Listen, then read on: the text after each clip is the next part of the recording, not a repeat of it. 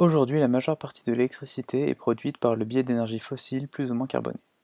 Il existe des alternatives plus durables qui utilisent les énergies solaires et éoliennes. Cependant, le souci de ces technologies est qu'elles utilisent des matériaux rares et compliqués à extraire, ce qui a pour conséquence d'augmenter leur empreinte carbone.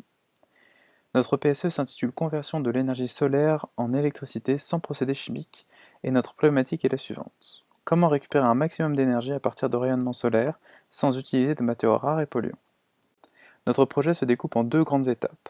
Tout d'abord, la récupération de l'énergie solaire par focalisation de la lumière, puis conversion de cette énergie grâce à un moteur Stirling Sauter.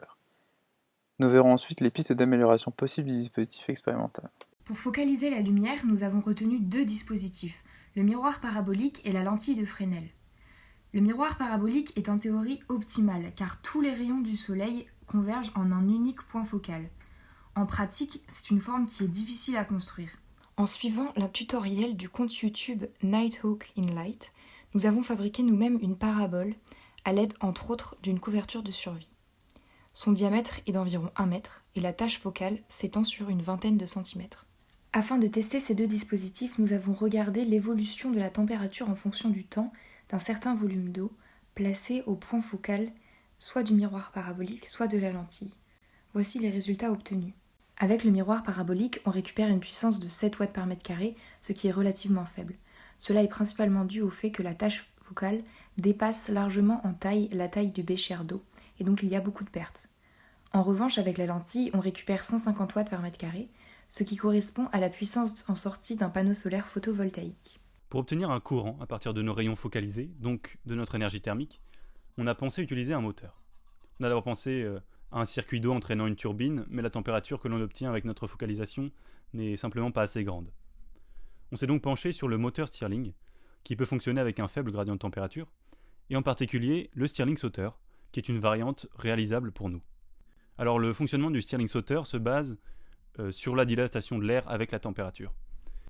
Pour mieux comprendre son fonctionnement, nous avons réalisé une simulation physique de ce moteur au ralenti.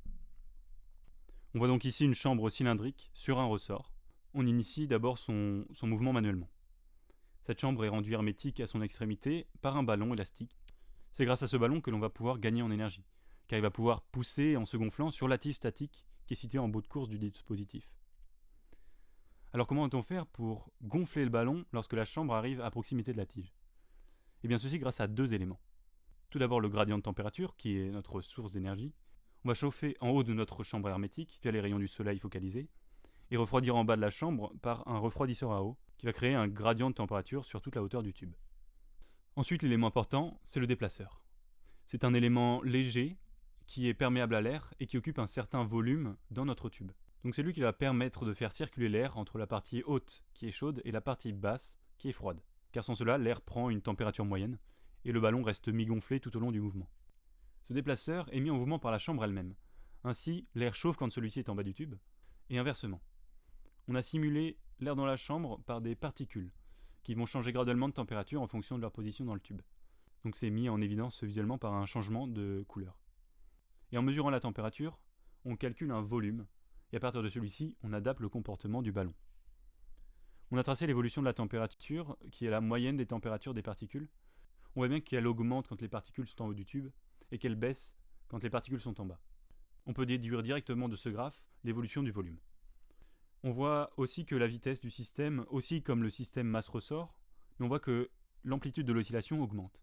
On a donc calculé l'énergie totale du système, que l'on approxime à la somme de l'énergie cinétique et de l'énergie potentielle du ressort.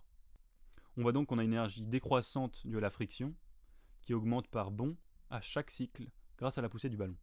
Donc au total, on a une énergie qui croît, et on va pouvoir récupérer ce surplus d'énergie par la suite à l'aide d'un simple système aimant-bobine.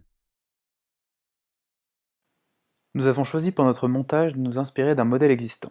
Le déplaceur est constitué de laine minérale et d'adhésif. Celui-ci est placé dans un tube en cuivre fermé, du côté supérieur par un bouchon en métal qui sera chauffé, et de l'autre par un refroidisseur à eau qui maintiendra le bas du dispositif froid. La membrane élastique choisie est un ballon rose standard de plutôt bonne qualité. Le ressort est une plaque en aluminium, support du dispositif. En s'appuyant sur la théorie, le dispositif va donc osciller comme sur le graphe, avec une décroissance exponentielle en amplitude. Le mouvement serait donc entretenu par le gradient de température et ainsi faisant disparaître cette décroissance. Un aimant à néodyme est placé à l'extrémité du montage.